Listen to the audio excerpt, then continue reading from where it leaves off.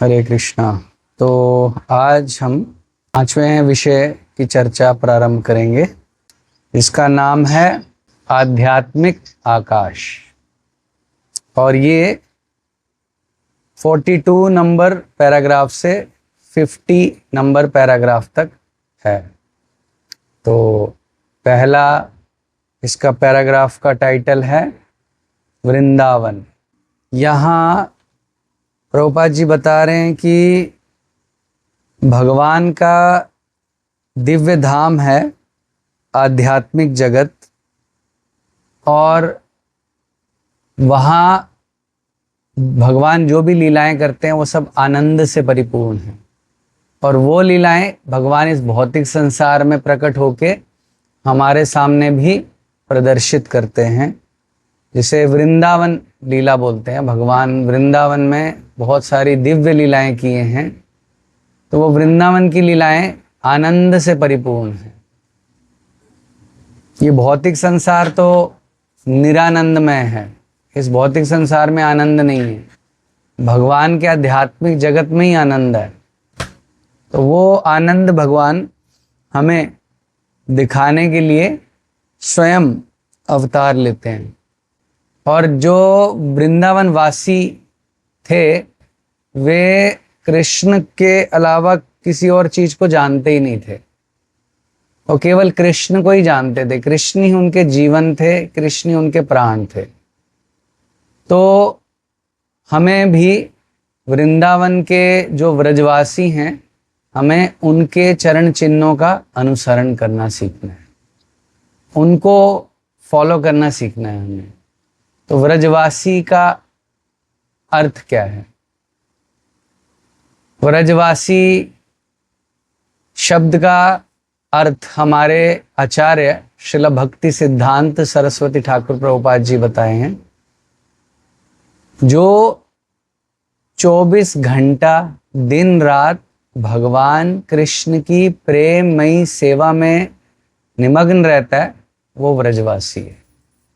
खाली वृंदावन में फ्लैट खरीद लेने से, मकान बनाने से कोई व्रजवासी नहीं बन सकता। व्रजवासी मतलब जो पूरी तरह से भगवान कृष्ण की सेवा में निमग्न है, जिनका जीवन पूरी तरह से कृष्ण की प्रसन्नता के लिए समर्पित है, उसे व्रजवासी कहते हैं। ये व्रजवासी की परिभाषा है। और व्रज का क्या अर्थ है? जैसे भगवत गीता में भगवान 18वें अध्याय में निष्कर्ष दे रहे हैं, 18.66 श्लोक। भगवान यहाँ बोल रहे हैं सर्वधर्मान परित्यज्य माम एकम शरणम व्रज। तो इसका सामान्य अर्थ क्या है? सब धर्मों का परित्याग करके मेरी शरण में आ जाओ। तो यहाँ एक व्रज शब्द का जो प्रयोग हुआ है, व्रज शब्द का सामान्य डिक्शनरी अर्थ क्या है? शब्दकोश के अनुसार व्रज का अर्थ होता है जाना। भगवान बोले मेरी शरण में आ जाओ, लेकिन इसका गहरा अर्थ भी है। व्रज शब्द का अर्थ है भगवान कृष्ण की प्रेममयी सेवा करना, भगवान कृष्ण में आसक्ति विकसित करना। ये व्रज शब्द का गहरा अर्थ है। जैसे शास्त्रों में बहुत सारे शब्द हैं और उनके गहरे अर्थ भी हैं। एक है सामान्य अर्थ, एक है गहरा अर्थ। जैसे गायत्री मंत्र में एक शब्द आता है सविता, सविता शब्द आता है। तो सविता का सामान्य अर्थ है सूर्य। वैसे सविता एक स्त्रीलिंग शब्द है, लेकिन उसका अर्थ है सूर्य का प्रकाश, सूर्य का प्रकाश। लेकिन जो गायत्री मंत्र में जो सविता शब्द है, उसका अर्थ जो है वो आत्मा है। सविता शब्द का अर्थ आत्मा भी हो सकता है। कैसे? जिस प्रकार सूर्य का प्रकाश सब जगह को प्रकाशित कर देता है, उसी तरह से आत्मा इस शरीर में होने से ही प्राण जो है सब जगह फैलते हैं। आत्मा की उपस्थिति से ही तो शरीर में चेतना का प्रकाश होता है। यदि आत्मा शरीर से बाहर निकल जाती है तो शरीर जड़ हो जाता है, उसको मृत्यु बोल देते हैं, मृत शरीर है। वो किसी काम का नहीं है। तो आत्मा ही शरीर में प्रकाश प्रदान करती है, जिससे शरीर जो है वो चेतन रहता है, जीवित रहता है। तो एक एक शब्द का गहरा अर्थ होता है। तो ये गहरा अर्थ समझने के लिए एक बुद्धि की क्षमता चाहिए, शुद्धता चाहिए, उसी से समझ सकते हैं हम। तो ब्रजवासी मतलब जो भगवान की सेवा में पूरी तरह से निमग्न है। भगवान की सेवा करना, भगवान कृष्ण को आनंद देना ही उनके जीवन का लक्ष्य है। ये ब्रजवासी हैं।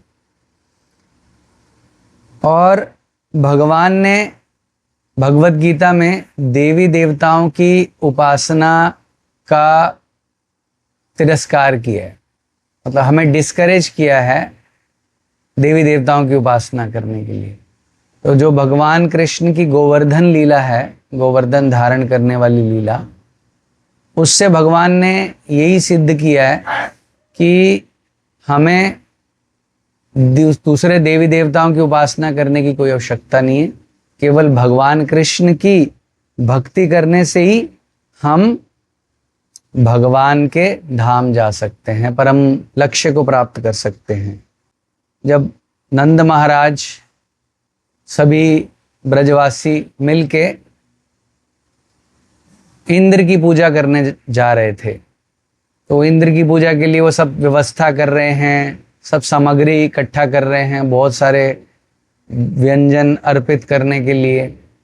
तो कृष्ण छोटे बालक थे उस समय, तो भगवान कृष्ण पूछते हैं नंद महाराज से कि आप क्या कर रहे हैं पिताजी।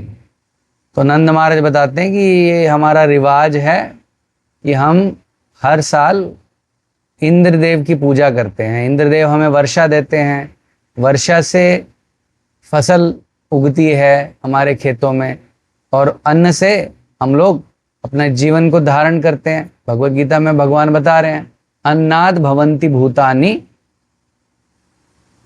पर्जन्यात् अन्न संभवा यज्ञात् भवति पर्जन्य यज्ञ कर्म समुद्भव। तो भगवान बोल रहे हैं कि अन्न से सभी जीव अपना जीवन धारण करते हैं, अन्न खा के जीवित रह सकते हैं। पर्जन्यात् अन्न संभवा, अन्न कैसे उत्पन्न होता है? यज्ञ वर्षा से। यज्ञात् भवति पर्जन्य, और यज्ञ करने से वर्षा होती है। और यज्ञ जो है, यज्ञ कर्म समुद्भवा, कर्म करेंगे कुछ तभी हम यज्ञ कर पाएंगे। तो कलयुग के लिए कौन सा यज्ञ रिकमेंडेड है? हरिनाम संकीर्तन यज्ञ। यदि हम उच्च स्वर में हरे कृष्ण महामंत्र का कीर्तन करते हैं, हरे कृष्ण कृष्ण कृष्ण हरे हरे, हरे राम राम राम हरे हरे, तो इस महामंत्र के कीर्तन से ही सबसे बड़ा यज्ञ हो गया। और अलग से हमको यज्ञ करने की आवश्यकता नहीं, यही सबसे बड़ा यज्ञ है, संकीर्तन यज्ञ। संकीर्तन यज्ञ से हम अपने जीवन की जो भी आवश्यकताएं हैं वो प्राप्त कर सकते हैं। उसके लिए हमको अलग से कोई कर्म कांड करने की आवश्यकता नहीं है। तो ये भगवान ने स्थापित किया इस गोवर्धन लीला से। तो भगवान कृष्ण बोलते हैं कि हमें इंद्र की पूजा करने की क्या आवश्यकता है, जब ये जो गोवर्धन है, गोवर्धन पर्वत, ये तो हमारी सभी आवश्यकताओं को पूरा कर रहा है। गोवर्धन से हमको औषधियाँ मिलती हैं, हमारी गायें जो हैं वो गोवर्धन में जाके गोवर्धन की हरी हरी घास खाती हैं और स्वस्थ रहती हैं। और बहुत सारी गोवर्धन में बहुत सारे गुफाएं हैं, वहाँ पे जाके हम लोग उसमें हम विश्राम कर सकते हैं गोचारण के समय। तो गोवर्धन हमें कितना सब कुछ दे रहा है, तो इसलिए हमें इंद्र की पूजा नहीं करनी चाहिए, हमें गोवर्धन की पूजा करनी चाहिए। तो भगवान कृष्ण बोल रहे हैं, यदि कृष्ण कुछ बोलते हैं तो भगवान कृष्ण तो सत्य संकल्प हैं और भगवान के वचन दिव्य हैं। तो जो भगवान के वचन सुनेगा वो तो स्वीकार करना पड़ेगा। तो नंद महाराज जो हैं वो कृष्ण की बात सुन के स्वीकार कर लेते हैं, और जितने भी ब्रजवासी हैं वो भी कृष्ण की बात को स्वीकार कर लेते हैं और गोवर्धन की पूजा की व्यवस्था करते हैं। जब गोवर्धन पूजा की सारी व्यवस्था हो जाती है, गोवर्धन को बहुत सारे भोग अर्पित किए जाते हैं, तो इंद्रदेव क्रोधित हो जाते हैं। इंद्रदेव क्रोधित हो जाते हैं तो इंद्र क्या करते हैं? इंद्र बहुत ही भयानक बादल भेजकर बहुत तीव्र वर्षा करते हैं वृंदावन में, और बहुत ज़्यादा तीव्र वर्षा होती है। ब्रजवासियों के घर टूट जाते हैं, गायें परेशान हो रही होती हैं, सब ब्रजवासी बहुत घबरा जाते हैं, अरे ये क्या हो गया, इंद्र क्रोधित हो गए, हमने इंद्र को क्रोध दिला दिया, अब क्या करें, अब क्या उपाय करें? तो भगवान कृष्ण ब्रजवासियों की रक्षा करते हैं और भगवान गोवर्धन को धारण कर लेते हैं अपने बाएं हाथ की छोटी उंगली पे। 7 दिन तक भगवान कृष्ण ने गोवर्धन पर्वत को धारण किया था। तो ये हैं भगवान। तो प्रभुपाद जी बोलते हैं कि यदि कोई तथाकथित व्यक्ति आज की डेट में अगर अपने आप को भगवान बोलता है तो उसको हमें चैलेंज करना चाहिए कि अगर आप भगवान हैं तो आप गोवर्धन पर्वत उठा के दिखाइए, एक ईंट भी नहीं उठा पाएंगे। तो इसलिए भगवान बनते नहीं है, भगवान होते हैं। कृष्ण ही भगवान है और कोई भगवान नहीं हो सकता। कृष्ण ही परम भगवान है। तो इसलिए हमें भगवान कृष्ण की ही भक्ति करनी चाहिए। अलग से देवी देवताओं की उपासना करने की कोई आवश्यकता नहीं है। और देवी देवता भी प्रसन्न होंगे यदि हम भगवान कृष्ण की भक्ति करते हैं। यदि कोई शिव जी की पूजा करते हैं तो अगर वो भगवान कृष्ण की भक्ति करने लग जाएंगे तो शिव जी बहुत आनंदित होंगे, बहुत प्रसन्न होंगे, क्योंकि शिव जी स्वयं भगवान कृष्ण के परम भक्त हैं, परम वैष्णव हैं। श्रीमद् भागवत में बताया गया है, वैष्णवानाम यथा शंभु। वैष्णवों में सबसे श्रेष्ठ कौन है? भगवान शिव। तो यदि कोई भगवान कृष्ण का नाम जप करता है, हरे कृष्ण महामंत्र का जप करता है, हरे कृष्ण कृष्ण कृष्ण हरे हरे, हरे राम राम राम हरे हरे, तो शिव जी बहुत आनंदित हो जाते हैं, बहुत प्रसन्न होते हैं, उसको और ज्यादा आशीर्वाद देंगे केवल उनकी पूजा करने की बजाय। देवी माता भी यदि कोई उनके स्वामी भगवान कृष्ण की भक्ति करता है तो देवी माँ दुर्गा देवी और प्रसन्न होंगी और आशीर्वाद देंगी और सहायता करेंगी भगवान कृष्ण की भक्ति में आगे बढ़ने के लिए। गोपियों ने भी कात्यायनी माता की उपासना की थी, व्रत किया था भगवान कृष्ण को अपने पति के रूप में प्राप्त करने के लिए। तो हमें देवी देवताओं से यही आशीर्वाद मांगना चाहिए कि वे हमें कृष्ण भक्ति प्रदान करें, कृष्ण भक्ति में आगे बढ़ाएं। ये उचित है। अलग से देवी देवताओं की पूजा उपासना और व्रत करने की कोई आवश्यकता नहीं है। Next paragraph. भगवद गीता में भगवान कृष्ण बता रहे, न तद भासयते सूर्यो न शशांको न पावकः यद गत्वा न निवर्तन्ते तद धाम परमम मम। तो भगवान बोल रहे हैं कि जो मेरा दिव्य धाम है वहाँ ना तो सूर्य के प्रकाश की आवश्यकता है, ना ही चंद्रमा की आवश्यकता है और ना ही वहाँ अग्नि की आवश्यकता है। तो वो प्रकाशित कैसे हो रहा है? वो भगवान के दिव्य शरीर की चमक से, जिसे ब्रह्म ज्योति कहते हैं, उससे प्रकाशित होता है। वो संसार में लोग जो हैं वो दूसरे ग्रहों में जाने का प्रयास कर रहे हैं भौतिक उपकरणों के माध्यम से, लेकिन ये संभव नहीं है। जैसे एक ये बात फैलाई गई है वैज्ञानिकों के द्वारा कि चांद पे चले गए हम लोग, लेकिन हमारे शास्त्रों के अनुसार चांद पे जाना संभव ही नहीं है इस भौतिक शरीर के साथ। जैसे सूर्य है, सूर्य में कोई जा सकता है, प्रवेश कर सकता है, यहाँ से सूर्य के ताप को हम सहन नहीं कर पाते हैं, तो सूर्य लोक में कैसे जा सकते हैं? वो अग्निमय है। और जो चंद्र लोक है वो सूर्य लोक से भी दूर है। चंद्र लोक जाने के लिए सूर्य लोक से होके गुजरना पड़ेगा, ऐसा संभव ही नहीं है। तो इसीलिए ये सच नहीं है कि कोई चंद्रमा पे गया है, सब झूठी बातें फैलाई गई हैं लोगों को भ्रमित करने के लिए। तो हमें शास्त्र की बात पर विश्वास रखना चाहिए, नहीं तो संसार में हम लोग ठगे जाएंगे। भगवान का दिव्य धाम है आध्यात्मिक जगत, जिसे गोलोक बोलते हैं। ब्रह्म संहिता में ब्रह्मा जी बता रहे हैं, गोलोक एव निवसति अखिलात्म भूतो। भगवान कृष्ण गोलोक धाम में भी रहते हैं, आध्यात्मिक जगत में, और सभी जीवों के हृदय में भी रहते हैं। हम सबके हृदय में भगवान रहते हैं और इस भौतिक संसार में भी प्रकट होकर अपनी दिव्य लीलाएं करते हैं। जैसे हम नरसिंह प्रार्थना गाते हैं ना, नरसिंह प्रेयर्स, तो उसमें हम क्या बोलते हैं, इतो नृसिंह परतो नृसिंह यतो यतो यामी ततो नृसिंह।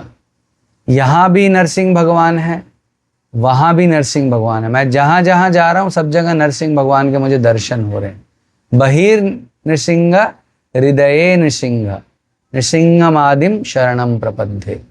बाहर भी नरसिंह भगवान है और मेरे हृदय में भी नरसिंह भगवान है, इसलिए मैं नरसिंह भगवान की शरण ग्रहण करता हूँ।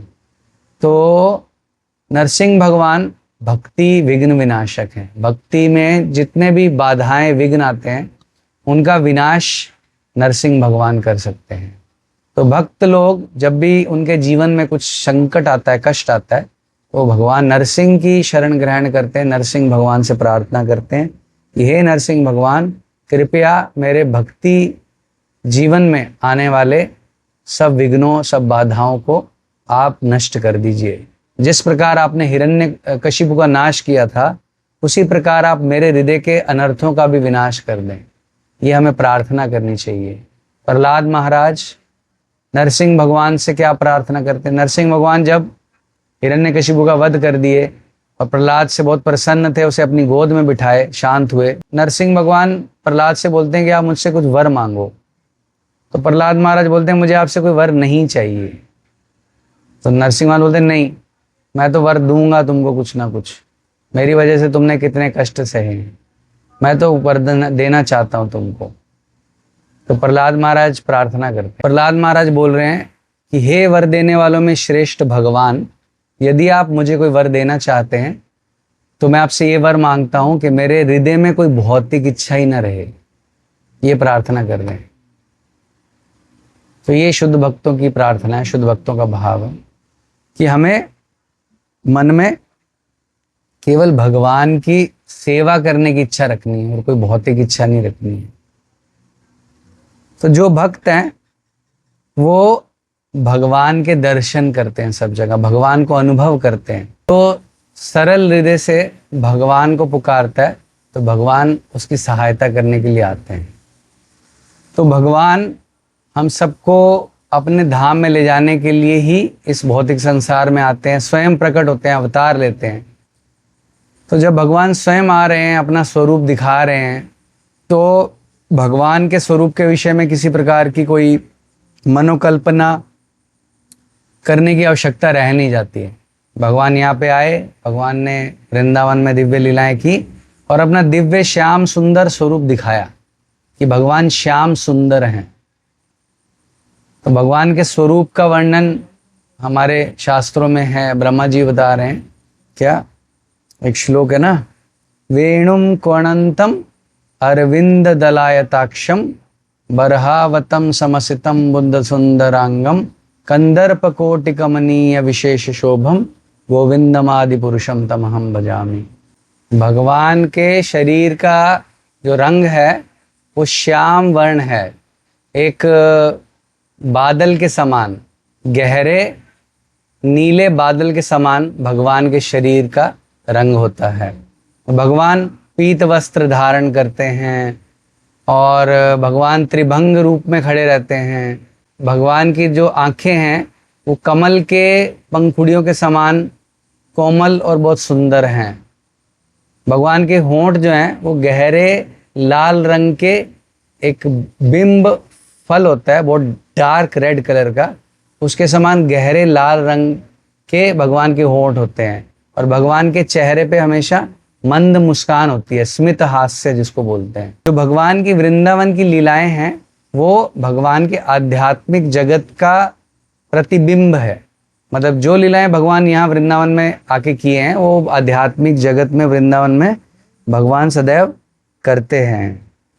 लेकिन जो कम बुद्धिमान लोग होते हैं, अल्प बुद्धि लोग होते हैं, वो क्या सोचते हैं, वो भगवान कृष्ण भी साधारण मनुष्य जैसे ही थे। क्योंकि उन्होंने भी साधारण मनुष्यों जैसी लीलाएं की हैं, लेकिन साधारण मनुष्य जैसी लीलाएं नहीं थी भगवान की।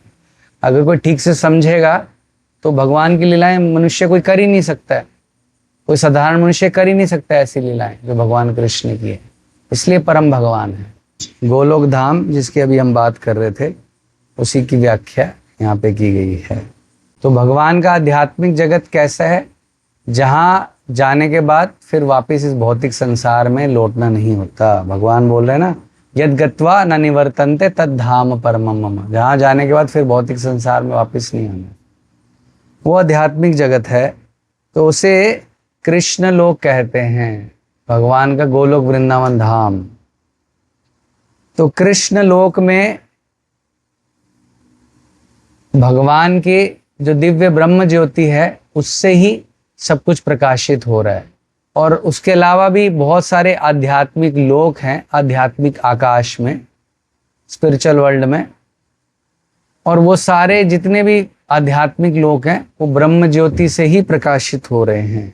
हम भौतिक संसार में जो देख रहे हैं सृष्टि हमारे सामने, वो सब भी भगवान की शक्ति से कार्य कर रही है। लेकिन उसमें क्या अंतर है आध्यात्मिक जगत से, कि चाहे जितने भी हम भौतिक लोकों में चले जाएं, लेकिन उसमें हमको एक समस्या एक जैसी मिलेगी। जो समस्या इस पृथ्वी लोक में भौतिक जगत के कितने भी लोग हैं उन सब में वही सेम समस्या मिलेगी हमको। तो हमें इस मनुष्य जीवन में जो अवसर मिल रहा है भगवान के धाम जाने का, भगवान को समझने का, उसको हमें गंभीरता से लेना चाहिए। अगर हम नहीं लेंगे तो फिर क्या होगा, पुनर्मुषिको भव। भौतिक सृष्टि में भगवान ने हमको जन्म दिया है, तो हमें ये मनुष्य जीवन इसलिए मिला है ताकि हम भगवान को जान सकें, भगवान से अपने संबंध को स्थापित कर सकें। लेकिन अगर हम इस जीवन का लाभ नहीं उठाएंगे, मनुष्य जीवन का, और पशु जैसे ही कार्य करते रहेंगे, पशु भी खाते हैं, हम भी खा रहे हैं, पशु भी सोते हैं, हम भी सो रहे हैं, मनुष्य भी, पशु भी परिवार बनाते हैं, मनुष्य भी परिवार बनाता है, पशु भी अपनी रक्षा करता है, मनुष्य भी अपनी रक्षा करता है। केवल खाने पीने सोने परिवार बनाने इन सब कार्यों में यदि हम लगे रहेंगे मनुष्य जीवन में, तो फिर प्रकृति जो है वो फिर हमें क्या करेगी, ठीक है फिर से चूहे बन जाओ, पुनर्मुषिको भव, बार बार फिर हमें जन्म मृत्यु के चक्र में फंसना पड़ेगा। तो मनुष्य जीवन हमें मिला है भगवान को जानने के लिए, तो उसका हमें सही प्रयोग करना सीखना चाहिए।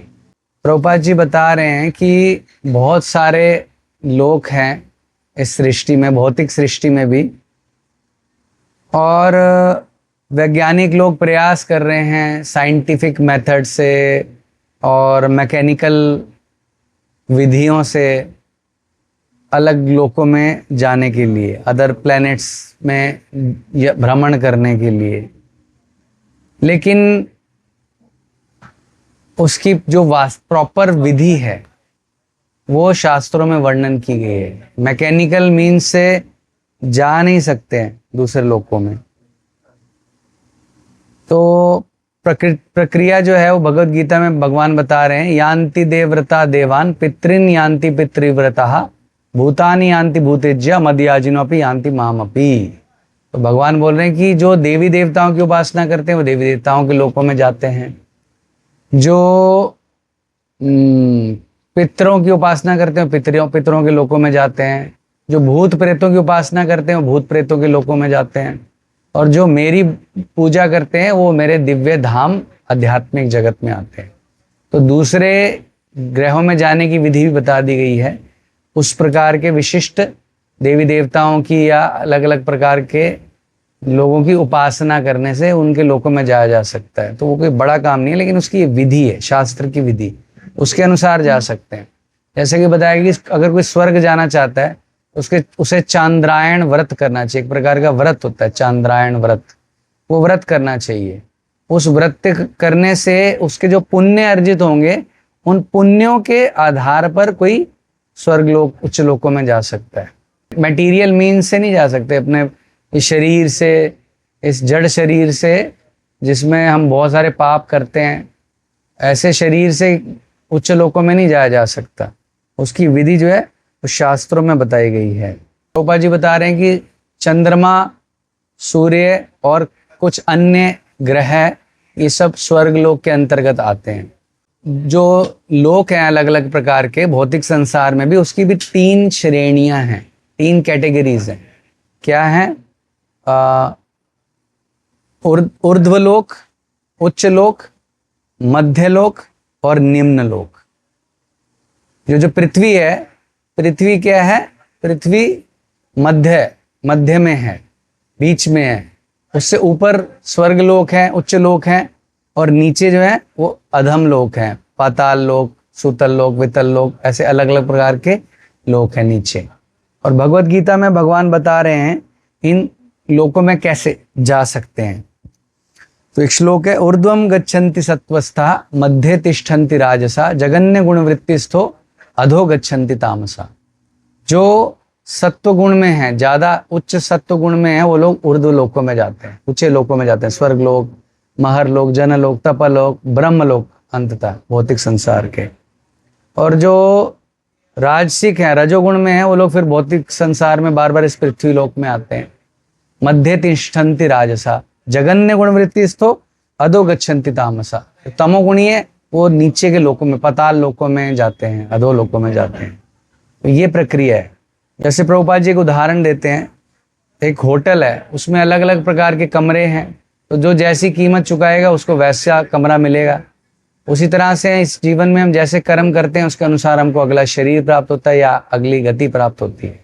भगवान बता रहे हैं कि दूसरे लोकों में कैसे प्रवेश कर सकते हैं, उसकी विधि बता दी यहाँ पे। और यदि कोई ब्रह्म लोक तक भी जाना चाहता है तो प्रभुपाद जी बता रहे हैं कि भौतिक विधि से तो संभव नहीं है, और अगर कोई जाने का शौक रखता है तो उसको 40,000 वर्ष तक ट्रेवल करना पड़ेगा, 40,000 वर्षों तक यात्रा करनी पड़ेगी ब्रह्मलोक तक पहुंचने के लिए। तो इतना कौन जी सकता है? इतना जीवित ही नहीं रह सकता कोई। जीवन की अवधि इतनी नहीं हो सकती मनुष्य की कभी। इसका मतलब ये संभव ही नहीं है अन्य शब्दों में। तो दूसरे लोकों में इस भौतिक शरीर के माध्यम से, भौतिक विधि से जाना संभव नहीं है। और भगवान कृष्ण का जो लोक है गोलोक वृंदावन, वहां कैसे जा सकते हैं वो विधि भी भगवत गीता में भगवान बता रहे हैं। और भौतिक संसार में चाहे किसी भी लोक में हम चले जाएं, उसमें हमको समान ही समस्याएं मिलेंगी। जैसे एक कहावत है, प्रभुपाद जी बताते थे, हमारे गुरु महाराज भी बताते हैं, बंगाली में कहावत है, यदि जाओ बंगे कपाल जाबे संगे। मतलब चाहे हम किसी भी जगह में चले जाएं, हमारा भाग्य हमारे साथ ही जाएगा। एक जगह कुछ हमें समस्या होती है, कुछ प्रॉब्लम होती है, हम सोचते हैं कि हम दूसरी जगह चले जाएं तो हमारी प्रॉब्लम सॉल्व हो जाएगी, लेकिन वहाँ पे एक नई तरह की समस्या आ जाती है, नए फ्लेवर की प्रॉब्लम आ जाती है। तो भौतिक संसार का अर्थ ही है समस्या। चाहे हम भौतिक संसार में कहीं भी चले जाएं, समस्याएं बनी रहेंगी। लोग सोचते हैं हम अमेरिका चले जाएंगे तो हम सुखी हो जाएंगे, लेकिन वहाँ पे नई तरह की समस्याएं आ जाती हैं। तो समस्याओं का समाधान नहीं मिलेगा हमको भौतिक संसार में, चाहे हम कहीं चले जाएं।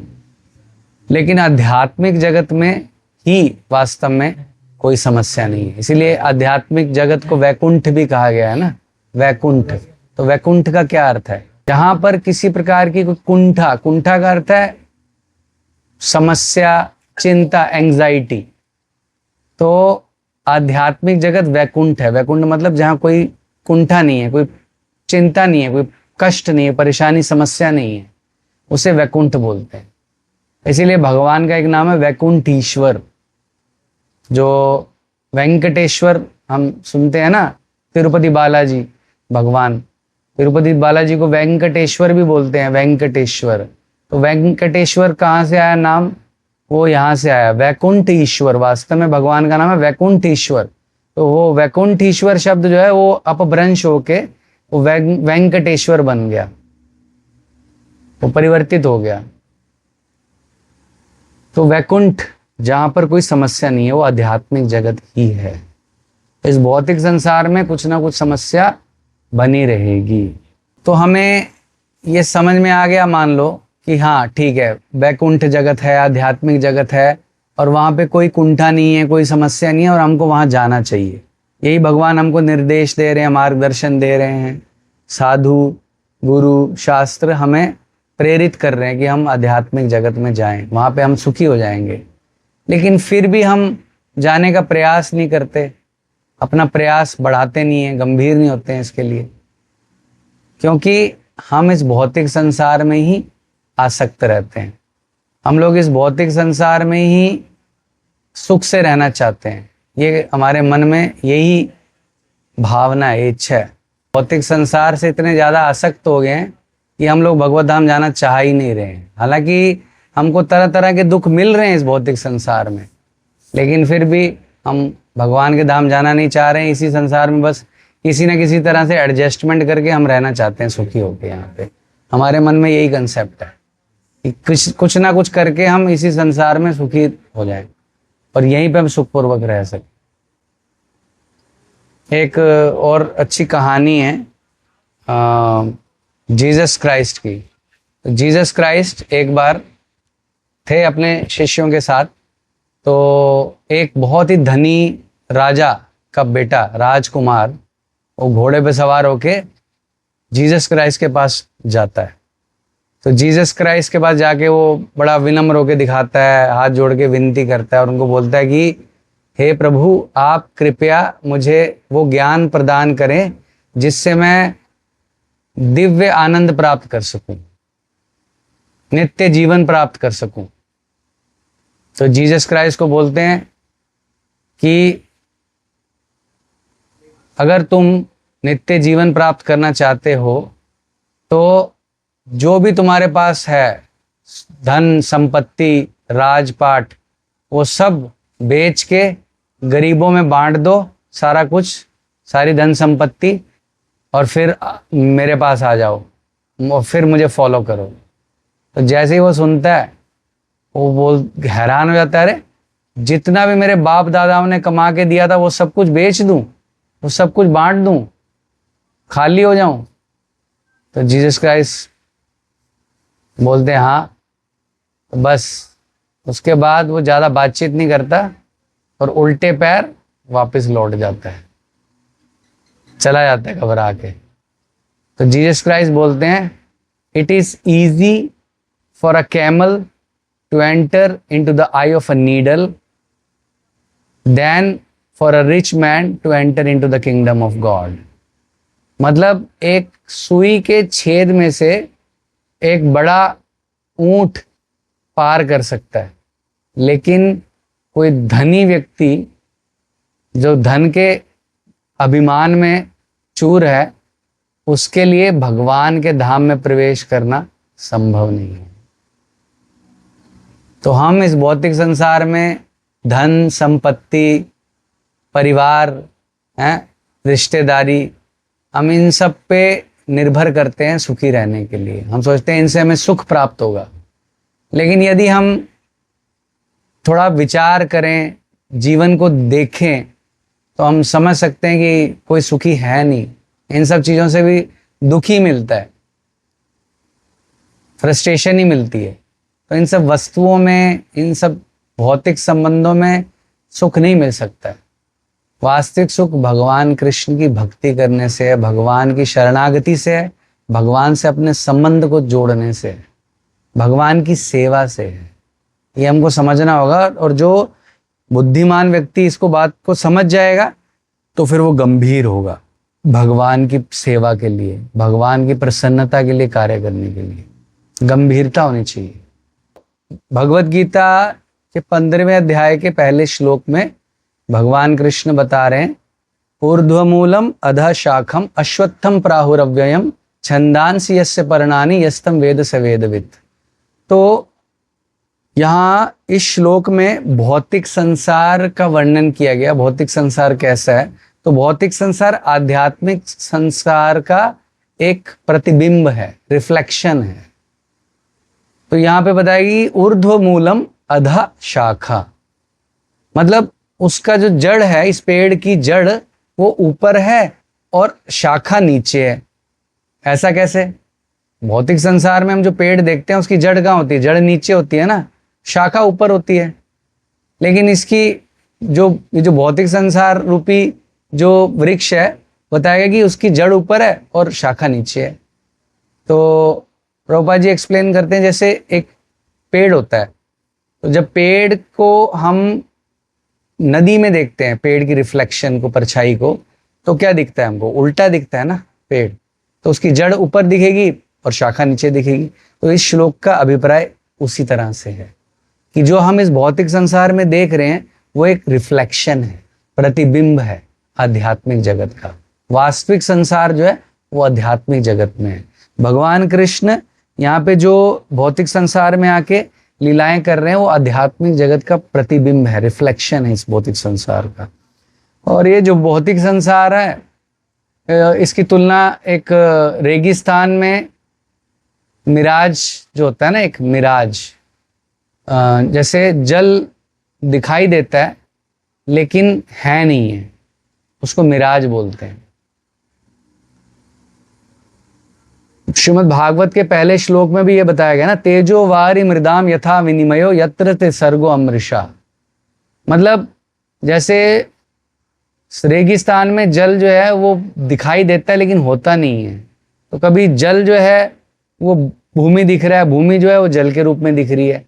तो ये जो है ये मतलब माया का प्रभाव है। तो इसी तरह से इस भौतिक संसार में वास्तव में जैसे रेगिस्तान में जल है ही नहीं, दिख रहा है केवल, उसी तरह से इस भौतिक संसार में सुख है ही नहीं, सिर्फ सुख का प्रतिबिंब है, सुख का केवल आभास है, वो होता नहीं है सुख। हमको लगता है सुख है ये, जैसे ही हम उस वस्तु को प्राप्त कर लेते हैं सुख मिलता नहीं है हमको, दूसरा ही रिएक्शन मिलता है हमको, फंस जाते हैं उसमें फिर हम। लेकिन और आध्यात्मिक जगत में लेकिन वास्तविक जल है और वास्तविक आनंद भी आध्यात्मिक जगत में ही है। तो वो हमें प्राप्त करना है, वो हमारा लक्ष्य होना चाहिए, हमको बनाना है अपने जीवन में। भगवान वैराग्य की बात बता रहे हैं। भगवत गीता में भगवान बोल रहे हैं, निर्माण मोह जित संग दोष अध्यात्म नित्य विनिवृत्त कामा द्वंद्वै विमुक्तो सुख दुख संगै गच्छन्त्य मूढ़ा पद्म व्ययम तत्। निर्माण मोह, जो मोह से मुक्त हो जाएगा वही अव्यय पद यानी आध्यात्मिक जगत में प्रवेश कर पाएगा। आध्यात्मिक जगत में प्रवेश करने की योग्यता क्या है? हमें इस भौतिक संसार के मोहों का त्याग करना पड़ेगा। तो इस संसार में हम सभी मोह में फंसे हुए हैं और मोह के कारण हम अपने आप को उपाधियों से बांध रहे हैं। सब लोग उपाधियां चाहते हैं ना, कोई चाहता है कि मुझे लोग सर बुलाएं, कोई चाहता है कि मुझे लोग जो हैं वो राजा समझें, मैं राजा बनना चाहता हूँ, कोई मास्टर बनना चाहता है। हम लोग सभी कुछ ना कुछ उपाधि प्राप्त करना चाहते हैं, संसार में सम्मान प्राप्त करना चाहते हैं हम लोग। उसके लिए कोई उपाधि चाहिए है, ये प्रेसिडेंट है, ये है, वो है, ये सब उपाधियां हम चाहते हैं सम्मान प्राप्त करने के लिए। तो जितना ही हम इन उपाधियों से आसक्त होंगे उतना ही हम शरीर के स्तर पर आ जाएंगे, क्योंकि उपाधियां जो है वो शरीर से संबंधित हैं। ये शरीर है तो शरीर के साथ उपाधि है ना। शरीर है तो कोई सर बोलेगा, कोई राजा मानेगा, कोई प्रेसिडेंट मानेगा। तो ये उपाधियां जो है वो शरीर से संबंधित हैं और हमें शरीर में और ज़्यादा आसक्त बनाती हैं ये सब उपाधियां। तो जितना ही हम इन उपाधियों की इच्छाओं में फंसे रहेंगे उतना ही हम भगवान से दूर रहेंगे, उतना ही हम शरीर के स्तर पर रहेंगे। लेकिन भगवत गीता का या आध्यात्मिक जीवन का सबसे पहला ज्ञान क्या है? हमें शरीर नहीं है, we are not these bodies, हम आत्मा हैं। तो ये सबसे पहला ज्ञान है आध्यात्मिक जीवन का। तो इस संसार में हम लोग तीन गुणों का जब तक संग करेंगे ना, तीन गुणों के प्रभाव में कार्य करेंगे, सत्व गुण, रजोगुण, तमोगुण, तब तक हम इन उपाधियों से हम लोग चिपके रहेंगे। और जितना हम भगवान का संग करने का प्रयास करेंगे, भगवान की सेवा करेंगे, उस सेवा के माध्यम से हम इन भौतिक उपाधियों से वैराग्य प्राप्त कर पाएंगे। तो भागवत में एक श्लोक है, भक्ति परेशानुभवा विरक्तिर अन्यत्र स्यात्। भक्ति क्या है? भगवान का अनुभव करना, कुछ दिव्य अनुभूति प्राप्त करना। और जब हमको कोई दिव्य अनुभूति प्राप्त होगी, भगवान से कुछ अनुभव प्राप्त होगा, तो विरक्ति अन्यत्र स्यात्। तब हमें इस भौतिक संसार की उपाधियों, भौतिक संसार के जो सुख भोग हैं, इसके प्रति वैराग्य विकसित होगा। और जो आध्यात्मिक जगत में जाना चाहता है, उसे भौतिक संसार के जो मटेरियल इंजॉयमेंट्स हैं, भौतिक भोग हैं, विषयों के भोग हैं, उसके प्रति वैराग्य उत्पन्न करना ही पड़ेगा। तो ये इक्वली प्रोपोर्शनेट है ये सब। जितना हम भगवान की सेवा में आसक्ति विकसित करेंगे, उतना ही हमें भौतिक इंद्रिय भोग के प्रति विरक्ति प्राप्त हो जाएगी, विकसित हो जाएगी। उसको जबरदस्ती नहीं कर सकते हम, नहीं मैं भोग नहीं करूंगा, जबरदस्ती फोर्सफुली नहीं कर पाएंगे। भगवान की सेवा करेंगे, सेवा करने का जो दिव्य आनंद प्राप्त होगा, सेवा से आसक्ति जितनी विकसित होगी, उतना ही हम भौतिक विषयों की आसक्ति से मुक्त होंगे। तो इसलिए भगवान की सेवा वो करने का हमको प्रयास करना है, वो सॉल्यूशन है प्रॉब्लम का, वो डिटैचमेंट डेवलप करने का साधन है, माध्यम है, वो हमें करना है। आध्यात्मिक जगत जो है उसको अव्यक्त भी बोलते हैं, क्योंकि इन भौतिक दृष्टि से हम उसको नहीं देख पा रहे हैं। हमारी जो इंद्रियां हैं वो अपूर्ण हैं, और इससे हम इस भौतिक संसार की वस्तुओं को भी ठीक से नहीं देख सकते हैं। जितने भी आकाश में सितारे, हम सारे सितारे गिन सकते हैं क्या? नहीं गिन सकते। तो हमें शास्त्रों से दूसरे ग्रहों के बारे में भी ज्ञान प्राप्त होता है, और हम उस पर विश्वास करें या ना करें, ये हमारे ऊपर है। लेकिन वैदिक शास्त्रों में महत्वपूर्ण जितने भी लोक हैं, उनका वर्णन किया गया है, विशेष रूप से श्रीमद् भागवत में, और आध्यात्मिक जगत का भी वर्णन किया गया है, जो इस भौतिक आकाश से परे है, अव्यक्त। और हमें भगवान के उस परम धाम में जाने की इच्छा विकसित करनी चाहिए, और वहां पे अगर हम चले जाएंगे तो फिर इस भौतिक संसार में दोबारा वापस नहीं आएंगे। हरे कृष्णा। तो आज की चर्चा हम यहीं समाप्त करते हैं। यदि किसी को कोई प्रश्न है तो पूछ सकते हैं। हरे कृष्ण।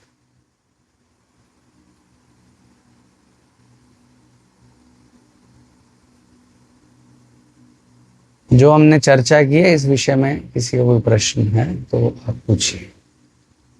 हरे कृष्ण प्रभु जी, प्लीज आश्रम में हमें लोग प्रभु जी। हरे कृष्ण। मैं जॉनी दास बोल रहा हूँ। जी जी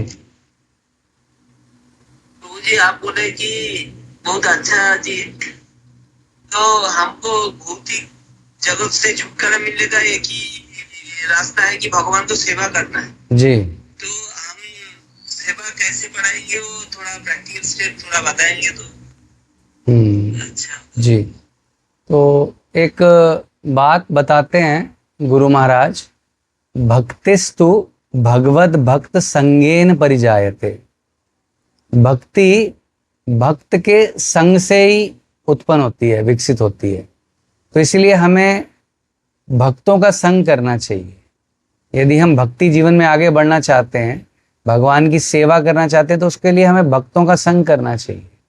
जब हम भक्तों का संग करेंगे तभी हम भगवान की सेवा कर पाएंगे ना, और अपनी सेवा को बढ़ा पाएंगे भक्तों के संग में। तो इसलिए भक्त संग बहुत जरूरी है। लाइक माइंडेड डिवोटीज जो हैं, एक भाव के भक्त जो हैं, उनका संग करना चाहिए। तो भक्तों के संग में रहने से हमें कुछ सेवा मिलेगी अवश्य, तो वो सेवा हम करेंगे, उतना ही हम भक्ति में वृद्धि प्राप्त करेंगे। और गुरु महाराज बताते हैं कि जो गंभीर हैं वो सेवा अपने आप ढूंढेंगे, कैसे हम भक्तों की सेवा करें, ये अवसर ढूंढेंगे खुद से। और जितना हम सेवा करेंगे उतना ही हमको भगवान की कृपा मिलेगी, भगवान प्रसन्न होंगे। Voluntarily we should increase our services to develop faith. अगर हमें भगवान में श्रद्धा बढ़ानी है, विकसित करनी है, तो उसके लिए हमें स्वेच्छा से अपनी सेवाओं को बढ़ाना होगा और सेवाओं का अवसर ढूंढना पड़ेगा हमें। ऐसा नहीं कि हमने कुछ सेवा कर दी बस उसमें हम संतुष्ट हो गए।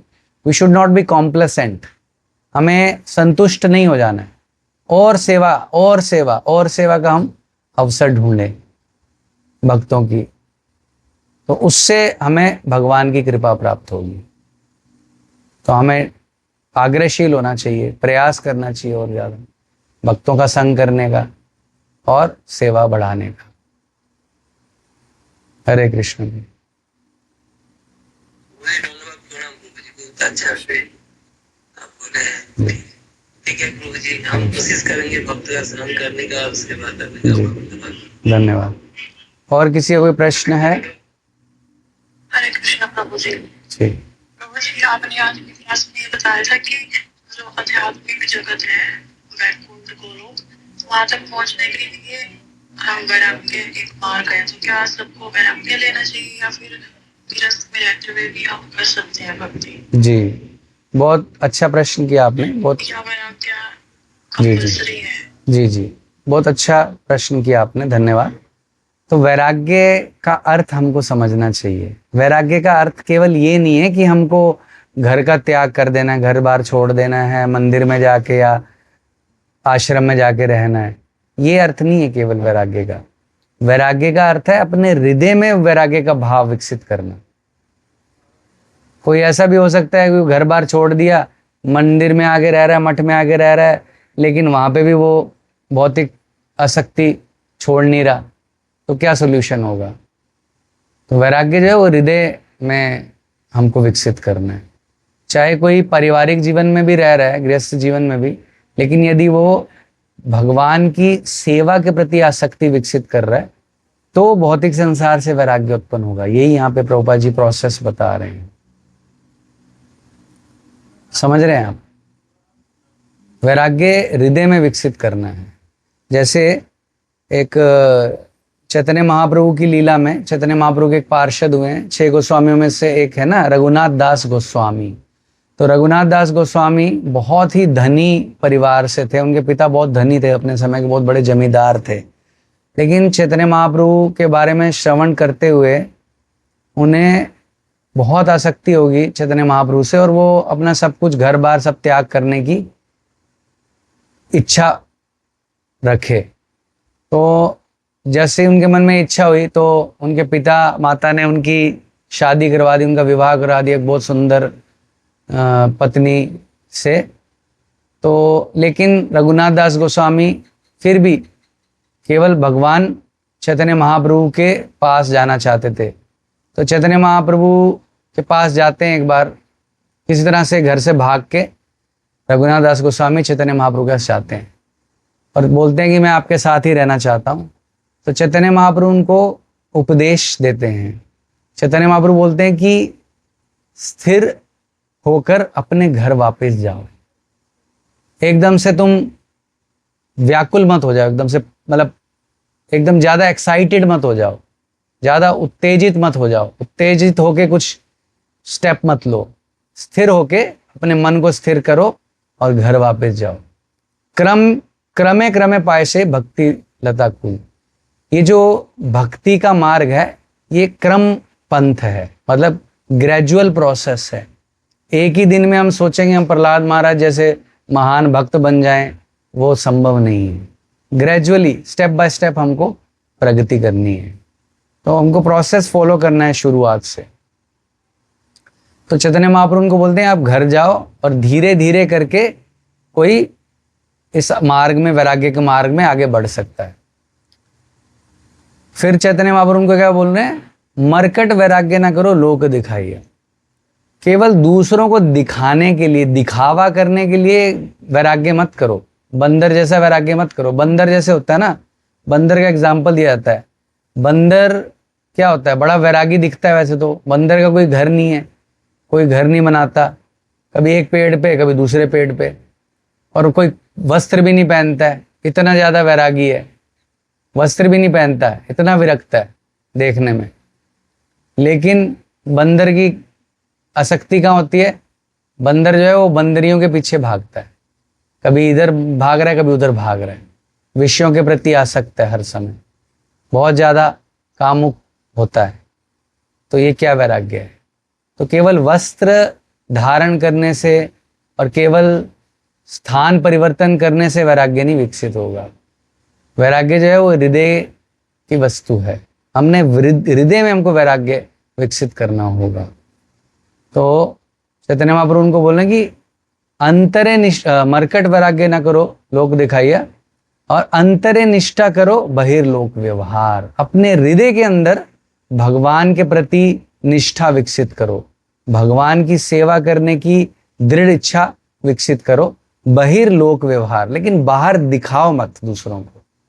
तो हमें हृदय में भक्ति विकसित करनी है, लेकिन दिखावा नहीं करना है, बाहर दूसरों को नहीं दिखाना कि हम बड़े भक्त बन गए हैं। और अगर हम इस प्रकार का मनोभाव रखेंगे, विनम्र भाव से भगवान की सेवा करेंगे, भगवान की सेवा के प्रयास बढ़ाएंगे, जिस भी परिस्थिति में रह रहे हैं उसमें रहते हुए, तो अचिरेण कृष्ण तोमार करीबे उद्धार। तो बहुत जल्दी भगवान कृष्ण हमारा उद्धार कर देंगे। भगवान ऐसे हमारे जीवन में परिस्थिति ला देंगे कि हम भगवान की अच्छे से सेवा कर सकें। तो हमें केवल ये इच्छा रखनी है, भगवान से प्रार्थना करनी है कि भगवान कृपया आप मुझे अपनी सेवा का अवसर दीजिए। यही हरे कृष्ण महामंत्र है। जो हम हरे कृष्ण महामंत्र का जप कर रहे हैं, इसका और कोई अर्थ नहीं है, केवल एक ही अर्थ है कि हे राधा रानी, हे कृष्ण, हे राम, कृपया आप मुझे अपनी प्रेममयी सेवा में लगाएं ताकि मैं माया की सेवा ना करूं। तो इसे हरे कृष्ण महामंत्र को हमें गंभीरता से लेना सीखना है। हरे कृष्ण महामंत्र का जप हमें ठीक से करना सीखना है। यदि हम हरे कृष्ण महामंत्र जप कर रहे हैं ठीक से और भगवान से सेवा की प्रार्थना कर रहे हैं, तो भगवान हमें सेवा देंगे, हमें भगवान दिव्य सेवाओं का अवसर देंगे। और जितना हम भगवान की सेवा करेंगे उतना हमें एक आनंद प्राप्त होगा, आत्मा का आनंद, और उतना ही इस भौतिक संसार के विषयों से हमारा वैराग्य विकसित होगा। वैराग्य विकसित करने का ये बहुत स्वाभाविक और सहज माध्यम है, तरीका है, विधि है।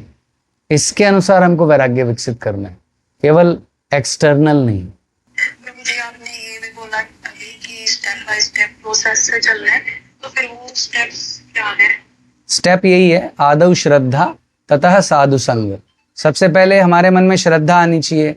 अब जैसे आप सब यहाँ पे एकत्रित हुए हैं, आप भगवान की बात सुन रहे हैं, भगवत गीता की चर्चा कर रहे हैं हम लोग सब, तो कुछ श्रद्धा है आपके मन में भगवत गीता के प्रति, भगवान कृष्ण के प्रति, इसीलिए आप लोग सब सुन रहे हैं। आदौ श्रद्धा, और श्रद्धा जिसको होगी तो वो साधु संग करेंगे। हाँ, हम साधु संग में जाते हैं, साधु क्या बताएगा? साधु तो स्टॉक मार्केट की बात नहीं करेगा ना, साधु जो है वो भगवान की बात करेंगे। तो इसलिए साधु संग करेंगे, साधु संग में भगवान की चर्चा करेंगे, ये है असली साधु संग। तो साधु संग करने से क्या होगा? साधु हमको क्या सिखाएंगे? साधु सिखाएंगे हमको भजन क्रिया, भगवान का भजन कैसे करना है, भक्ति कैसे करनी है, ये सिखाएंगे। और जितना ही हम भगवान का भजन करेंगे, जितनी हम भगवान की भक्ति करेंगे, नाम जप करेंगे, भगवान का सेवा करेंगे, उससे क्या होगा? अनर्थ निवृत्ति। हमारी जो अंदर जो अनर्थ हैं, अशुद्धताएं हैं, वो दूर होंगी, उससे मुक्त होंगे हम। फिर हम भक्ति में आगे बढ़ेंगे। अनर्थ निवृत्ति के बाद निष्ठा, जो हम कर रहे हैं भगवान की सेवा, वो निरंतर करते रहेंगे। अभी तो क्या है कि कभी करते हैं, कभी नहीं करते, कभी करने का मन करता है, कभी नहीं करता। लेकिन जब अनर्थ दूर हो जाएंगे, हमारे मन शुद्ध हो जाएगा हमारा, तो निष्ठा आ जाएगी, निरंतर करेंगे, छोड़ेंगे नहीं उसको, लगे रहेंगे उस सेवा में, आनंद प्राप्त होगा। निष्ठा के बाद रुचि, इंटरेस्ट बढ़ जाएगा और ज़्यादा। रुचि के बाद आसक्ति, अटैचमेंट हो जाएगी सेवा से भगवान की। और फिर आसक्ति के बाद भाव आ जाएगा, भगवान के प्रति भावना आएगी सेवा की। फिर प्रेम, भगवान से प्रेम हो जाएगा। तो ये स्टेजेस हैं, स्टेप बाय स्टेप ये अलग अलग स्टेजेस हैं। आपने जैसे बताया कि ये संसार भी आध्यात्मिक जगत का प्रतिबिंब है, पेड़ की तरह है। थोड़ा सा जी, मतलब ये भौतिक संसार तो वास्तव में टेम्परेरी है ना, परमानेंट नहीं है। और इस भौतिक संसार में जो भी क्रियाकलाप हैं वो सब भी टेम्परेरी हैं। और असली जो जीवन है, वास्तविक जीवन, वो आध्यात्मिक जगत में भगवान के साथ रहना है हमारा। मतलब भगवान कृष्ण के सानिध्य में रह के भगवान की सेवा करना, ये हमारा वास्तविक जीवन है। वो छोड़ के हम इस भौतिक संसार में आए हैं, हम स्वयं सुखी होना चाहते हैं। भगवान कृष्ण जैसे इंजॉयमेंट करने की हम नकल करना चाहते हैं संसार में, तो हम भगवान के जैसे भगवान एक्टिविटीज़ कर रहे हैं आध्यात्मिक जगत में, इस भौतिक संसार में आके भगवान की एक्टिविटीज़ की हम नकल कर रहे हैं यहाँ पे। तो इस तरह से ये एक प्रतिबिंब जैसे, रिफ्लेक्शन जैसे बताया गया है ये भौतिक संसार आध्यात्मिक जगत का। जो गतिविधियां हम यहाँ पे करने की कोशिश कर रहे हैं और उससे हम फ्रस्ट्रेट हो रहे हैं, लेकिन वही गतिविधियां आध्यात्मिक जगत में हैं और वो करके ही हम वास्तविक आनंद प्राप्त कर सकते हैं। ये अर्थ है इसका। प्रभु जी, ये जैसे आपने कहा कि सभी देवी देवताओं के प्रभु भी कृष्णा ही है, तो प्रभु जी जैसे बात मंदिर में हमारे जैसे सभी की प्रतिमा में रखी होती है, गणपति की, शिव जी भगवान जी की, हनुमान जी की, तो ये सब हटाकर अगर सिर्फ कृष्णा जी की रखे तो क्या वो सही होगा? मतलब घर के मंदिर की बात कर रहे हो आप? हाँ जी, हाँ जी जी, हाँ बिल्कुल सही होगा, वो सही होगा वो। और उसमें कोई देवी देवता ऐसा नहीं है कि नाराज होंगे या दुखी होंगे, ऐसा कुछ नहीं है। प्रसन्न होंगे वो कि आप प्रामाणिक विधि से, जो शास्त्र में बताई गई है, जो वैष्णव प्रामाणिक संप्रदाय में बताई गई है, उस विधि को आप स्वीकार कर रहे हो, तो वो प्रसन्न होंगे आपसे और आशीर्वाद देंगे आपको। ये हमको कॉन्फिडेंट रहना चाहिए। जी प्रभु जी। प्रभु जी, एक मुझे बात पूछनी थी, जैसे हमारे कोई नहीं रहते हैं इस दुनिया में, जैसे हमारे बहुत करीब हमारे माँ या बाप, तो जैसे कभी मन करता है कि हम हमारे लिए वो भगवान जैसे ही थे, तो उनकी भी क्या प्रतिमा की, मतलब उनकी तस्वीर की पूजा भी करनी चाहिए, मंदिर में रखना चाहिए? नहीं नहीं नहीं, जब हम देवी देवताओं की प्रतिमा नहीं रख रहे हैं तो फिर उनकी फोटो कैसे रख सकते हैं? वो तो जड़ शरीर था ना उनका, तो भौतिक शरीर था। हाँ, तो हमें देखिए भौतिक शरीर के प्रति हमको आसक्ति नहीं रखनी है। वो जो थे जिनसे हम संबंध मान रहे अपना, वो भी जीवात्मा थे, वो भी एक आत्मा थे। हम उनके लिए ये कर सकते हैं कि हमें उनके लिए भगवान से प्रार्थना करनी चाहिए कि भगवान आप उनका भी उद्धार कर दें, उन जीवात्माओं को भी आप अपनी सेवा में लगाएं, उनको भी आप अपनी भक्ति दें जहाँ भी वो हैं। ये करना चाहिए हमको। उनका अगर हम वास्तविक कल्याण चाहते हैं तो उनके लिए भी हमको एक्स्ट्रा जप करना चाहिए, भगवान से प्रार्थना करनी चाहिए, भगवान उन जीवात्माओं को उद्धार करें, उनको अपनी शरण में लें। ये उनका असली हम कुछ भला करेंगे। इमोशनल सेंटिमेंटल होने से कोई फायदा नहीं है। जैसे आपने अभी सेवा के लिए बोला है, तो जो हम अपने घर के काम करते हैं, अपने पेरेंट्स को खाना देना और ये सब कुछ, तो वो भी सेवा में ही आता है? वो सेवा में तब आएगा अगर आप उनको भगवान से जोड़ रहे हैं। इन सब सेवाओं के माध्यम से भी अगर आप उनको खिला रहे हैं तो उन्हें आप भगवान का प्रसाद खिलाएं, उससे उनको भी भक्ति प्राप्त होगी, उनका भी मन शुद्ध होगा। उन्हें भी भगवान की सेवा में लगाने का प्रयास करें, उनको भगवान का नाम जप करने के लिए प्रेरित करें। और एटलीस्ट अगर वो नहीं मान रहे हैं अभी के लिए, तो कम से कम उनको प्रसाद भगवान का खिलाएं। और लेकिन हाँ, कर्तव्य रूप में जो आपके परिस्थिति है जीवन में, वो आपको करना ही चाहिए। भगवान आपको एक स्थान में रखे हैं और माता पिता का भी बहुत एहसान होता है हमारे ऊपर, तो उनकी सेवा करना, उनका ध्यान रखना, ये भी कर्तव्य है, वो करना ही चाहिए। परिवार में जो गृहस्थ जीवन के कर्तव्य हैं वो निभाने चाहिए यदि उसमें हैं तो, और साथ साथ भगवान की। लेकिन वो सब जो कार्य हैं वो करने चाहिए भगवान को केंद्र में रख के, अल्टीमेटली भगवान की सेवा के संबंध में करने चाहिए वो कार्य। श्रील भक्ति विनोद ठाकुर हमारे एक वैष्णव आचार्य हुए हैं बहुत महान, तो वो बोल रहे हैं कि जो भी मेरे सगे संबंधी परिवारजन हैं, घर परिवार, पत्नी, संतान, ये सब हैं, ये सब आपके दास दासी हैं, तो उन्हें भी भगवान के दास दासी के रूप में देखना चाहिए, परिवार के सदस्यों को, और उनको भगवान की सेवा में लगाने का प्रयास करना चाहिए। और जो अपना कर्तव्य है एक्सटर्नली वो करना चाहिए जितना जरूरी है उतना, और अल्टीमेटली हमारी कृष्ण भक्ति विकसित करने के लिए हमको प्रयास बढ़ाना चाहिए। वो नित्य है और ये सब चीजें अनित्य हैं। तो इस अनित्य संसार में कैसे हमको प्रॉपर एडजस्टमेंट करना है, ये हमको सीखना चाहिए। हमारे गुरु महाराज बताते हैं कि भक्ति मीन्स प्रॉपर एडजस्टमेंट। इस संसार में तो एडजस्टमेंट करके ही चल रहे हैं ना हम लोग, परफेक्ट तो हो पाएगा नहीं सिचुएशन में कभी भी। तो प्रॉपर एडजस्टमेंट कैसे करना है अलग अलग परिस्थितियों में, अलग अलग परिवेश में, वो हमको सीखना पड़ेगा, तभी हम सरवाइव कर सकते हैं।